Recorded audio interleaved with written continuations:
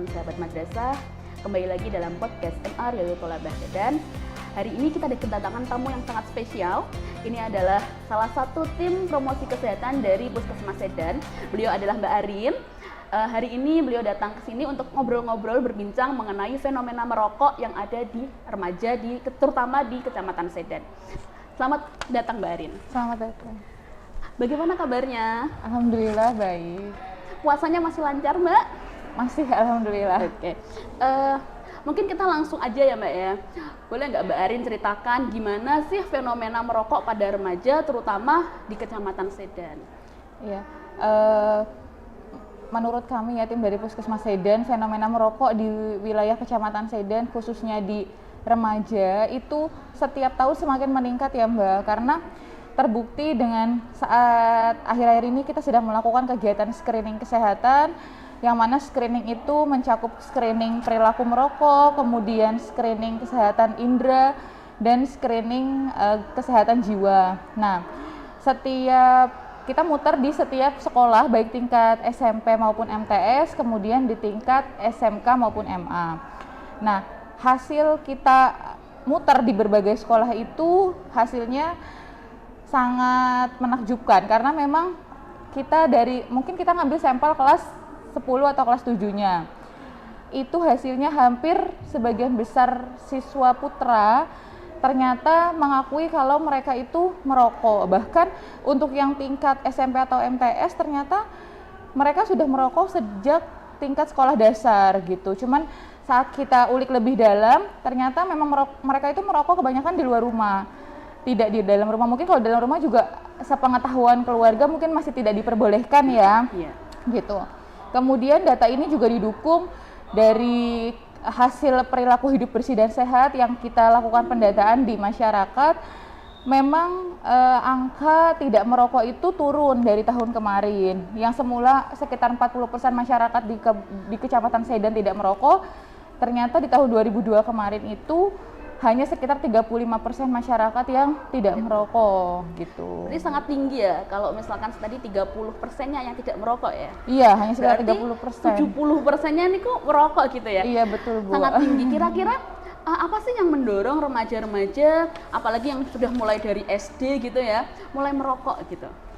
Pertama sih ya, setelah kita tanya-tanya, karena mayoritas mereka itu saat kita lakukan screening mereka jujur, alhamdulillahnya mereka jujur. Jadi bahkan pihak sekolah itu pun, loh kok anak ini merokok, padahal anaknya anak pendiam.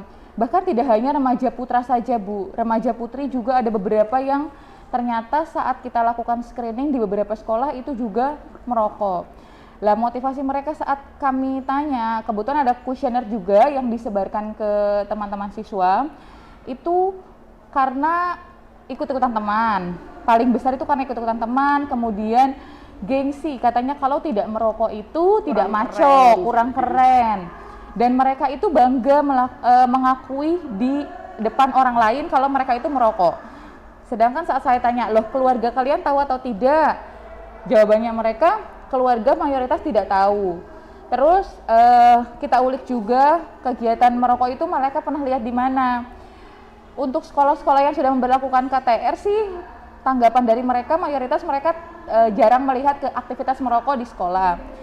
Tapi karena mungkin lingkungan keluarga juga ada yang merokok, kemudian pergaulan, lagi-lagi pergaulan, kita juga tidak bisa mengawasi pergaulan siswa di luar sekolah ya Bu ya, apalagi dari pihak sekolah gitu.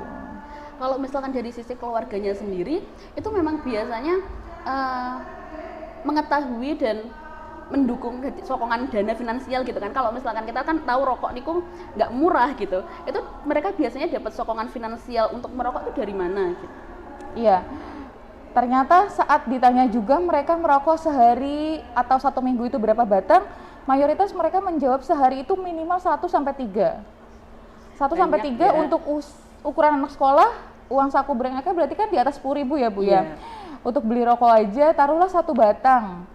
1 batang rokok, tapi mereka tuh kemarin ngomong 1 batang itu pas lagi puasa aja Bu. Kalau tidak puasa bisa habis 3 batang. Itu dapat tuh dari siapa? Ya dikasih sama orang tua. Mereka menyisihkan sendiri dari uang jajannya. atau bahkan ada temennya yang mungkin guyon kali ya. Ada juga yang jadi ikutan, ada lah mungkin orang tuanya mungkin berada, jadi dia ngebosi teman-temannya rokok gitu ya. beli rokok, ada yang seperti itu. Oke. Kalau misalkan dari sisi sosialnya, apa sih dampak merokok terhadap kehidupan sosial remaja? Kenapa kok mereka tuh sangat terdorong untuk melakukan perilaku tersebut? Kalau secara dampak sosial ya tadi yang pertama, mereka akan diakui sama teman-teman mereka kalau mereka itu keren. Oke, keren. Jadi keren. kalau tidak merokok itu mereka dianggap anak mami. Jadi waktu kemarin saya melakukan screening itu di satu kelas ada satu anak laki-laki yang tidak merokok dan itu ternyata korban bullying juga. Jadi kalau misalnya mereka tidak merokok, mereka akan dibilang anak mami, mereka dijauhi sama teman-teman gitu.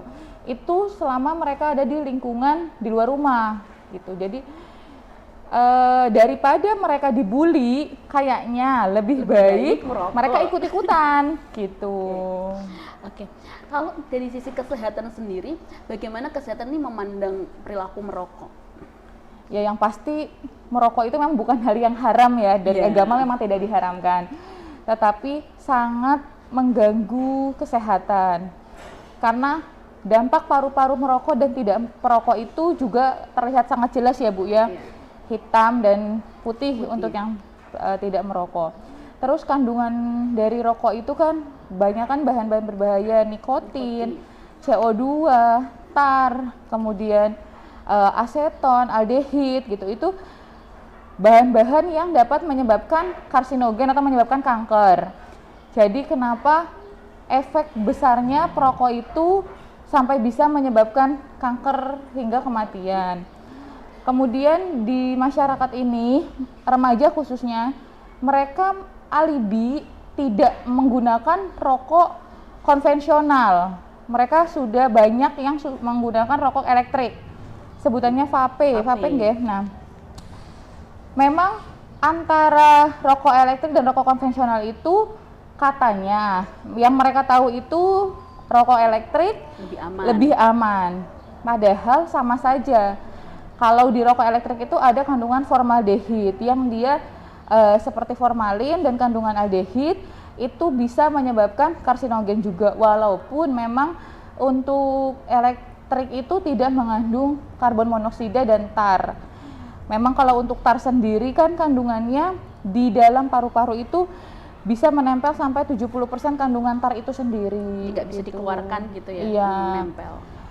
Pun sama untuk yang perokok pasif juga, walaupun tidak merokok secara langsung, tapi mereka menghirup asapnya. Itu beberapa siswi putri yang saya tanyakan kenapa kok mereka ada beberapa siswi yang merokok, karena bilangnya ikut-ikutan. Mayoritas mereka juga sudah kenal dengan lawan jenis. Sudah berpacaran, jadi ikut-ikutan pacarnya sama aja kan Bu, daripada saya menghirup asap rokok mending saya mencoba sekalian. Ada yang seperti itu di wilayah Kecamatan Sedan. Jadi memang daripada jadi rokok pasif mending sekalian aja gitu ya. Pinter ya berarti ya. Pinter. Tapi berarti gini ya, kalau misalkan saya simpulkan tadi tuh antara rokok elektrik dengan rokok yang konvensional pun sebenarnya sama-sama berbahaya gitu. Tapi kalau misalkan dari sisi persentase atau frekuensi orang merokok sendiri nih, biasanya itu lebih banyak yang merokok menggunakan rokok elektrik atau rokok konvensional untuk remaja di Sedan? Kalau dilihat dari uang saku mereka kebanyakan masih konvensional. Cuman sudah banyak juga yang ini uang THR katanya ada yang mau dibelikan rokok elektrik. Iya, sudah punya rencana. Padahal lebarannya saja belum. Lebarannya gitu ya? belum. Oke. Kalau misalkan kita lihat dari persentase kan sangat banyak sekali yang remaja yang merokok. Kira-kira untuk teman-temannya nih yang belum merokok, ada tips nggak dari Mbak Arin agar mereka terhindar dari perilaku merokok itu? Lagi-lagi kalau misalnya di dalam screening itu kan juga kita tanyakan apakah anak-anak itu punya keinginan untuk berhenti merokok. Mayoritas itu mereka ya kurang dari 50% belum punya keinginan sebenarnya Mbak. Tapi saat kan saya gabungkan antara yang merokok dan tidak merokok saat melakukan screening lah. Yang tidak merokok itu kita tanyakan lagi bagaimana cara kalian mengajak teman-teman supaya tidak merokok. Itu dimulai dari diri sendiri. Ya benar sih Bu, memang harus dimulai dari diri sendiri. Harus ada niatan dari diri sendiri untuk tidak ikut-ikutan merokok. Terus sebagai teman juga dibutuhkan pendidik sebaya, konselor sebaya.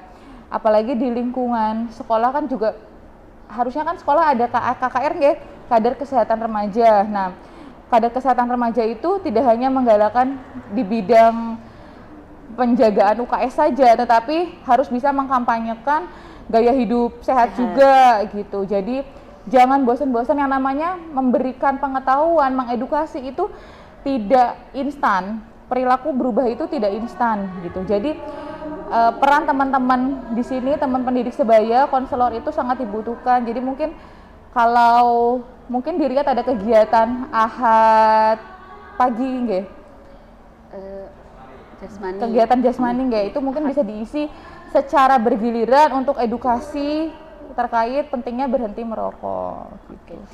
Kalau misalkan dari sisi upayanya kan jelas ya, dari teman-temannya, dari keluarga, dari guru, atau mungkin puskesmas terkait dengan kok masih banyak yang merokok gitu, meskipun sudah dilakukan berbagai macam upaya. Hambatannya apa sih Mbak? Gitu.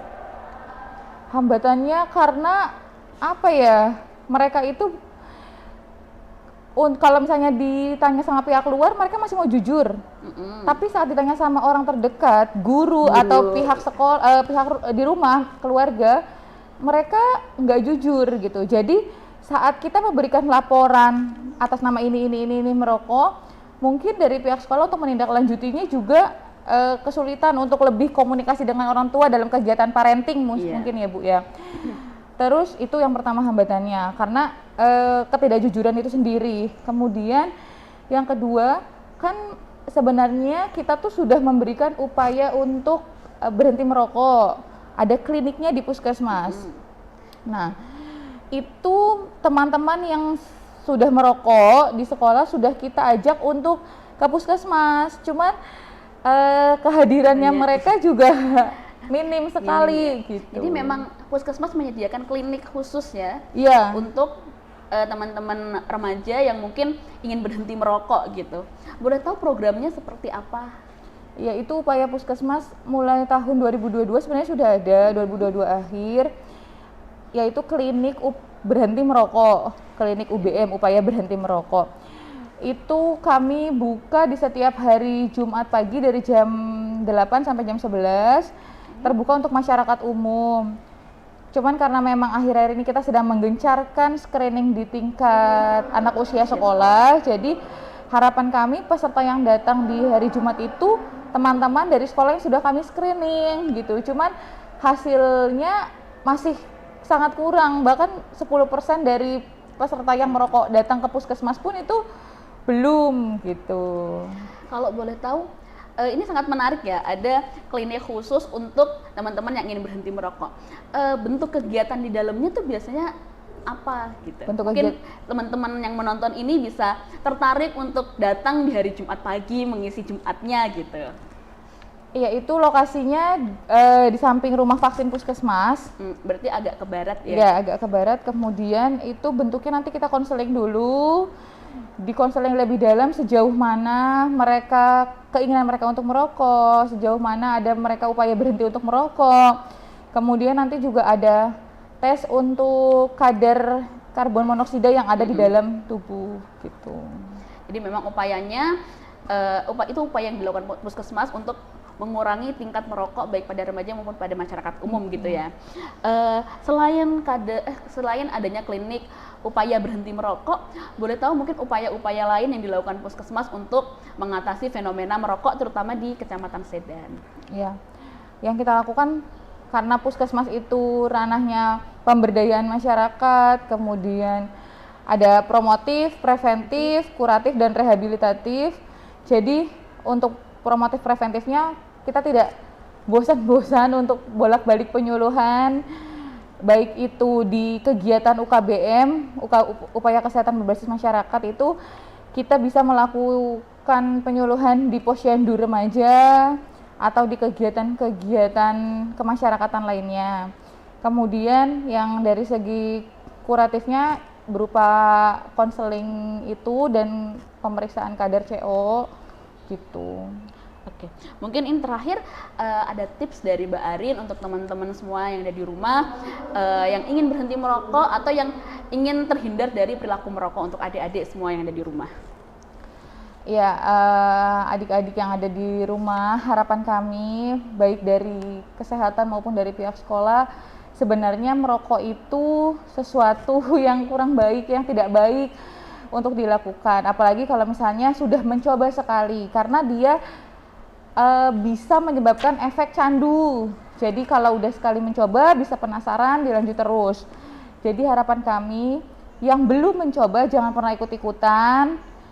Tidak merokok itu bukan berarti tidak gaul, bukan berarti tidak keren, bukan berarti anak mami. Kemudian yang sudah terlanjur merokok, kami harapkan untuk mulai dikurangi sedikit-sedikit sampai bisa berhenti. Karena memang kalau untuk berhenti secara langsung itu sulit, tapi minimal dikurangi gitu. Terus kami mohon juga untuk pihak sekolah pemantauan terhadap siswa-siswi yang merokok mungkin lebih digencarkan, entah dibuatkan punishment atau reward gitu ya, mungkin itu kebijakan masing-masing sekolah. Kemudian diaktifkan lagi kegiatan parenting ke orang tua dalam hal pengawasannya. Mungkin saat kegiatan rapat mungkin bisa di-share ternyata hasil screening yang sudah pihak puskesmas lakukan, anak-anak tersebut misal merokok gitu, jadi mungkin bisa dibantu diawasi di lingkungan rumahnya. Mungkin itu aja, Bu. Oke, terima kasih Mbak Arin untuk waktunya, untuk sharing ilmunya. Oke, kalau bisa saya simpulkan, merokok itu perilaku yang kurang baik dan memberikan dampak negatif baik pada kesehatan maupun kehidupan sosial remaja. Untuk itu, bagi remaja-remaja yang ada di rumah, bagi yang belum merokok, hindari merokok, dan bagi yang sudah, mari kita mulai berhenti atau mulai mengurangi perilaku merokok tersebut. Mungkin cukup sekian untuk podcast kita kali ini. Kita ketemu lagi di podcast selanjutnya. Sekian, wassalamualaikum warahmatullahi wabarakatuh. Waalaikumsalam warahmatullahi wabarakatuh.